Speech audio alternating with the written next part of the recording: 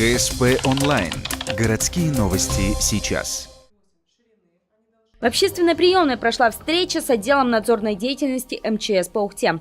Тема беседы была предновогодняя, именно безопасное использование и продажа пиротехнической продукции.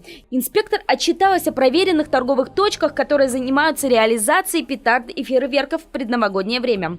Первый вопрос коснулся ларьков, которые установили на парковке местного торгового центра. Люди сомневаются, безопасно ли это. Надзорники отвечают, все в рамках закона.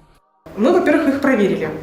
Это было во вторник. Мы сходили на эти 3 объекта, мы их честно проверили. Нарушений по реализации и хранению, и продаже мы не выявили.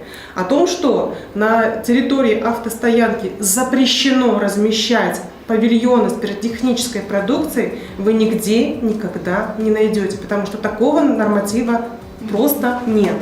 Как оказывается, нельзя продавать такую продукцию лишь магазинам, размещенным в жилых домах. К слову, надзорные органы уже проверили большинство точек, где массово торгуют пиротехникой, как простейшей, так и многозарядными фейерверками. Также они напомнили, что даже если магазин реализует обычные бенгальские свечи или хлопушки, стенд с такой продукцией должен стоять не менее чем за 4 метра от эвакуационного выхода из помещения.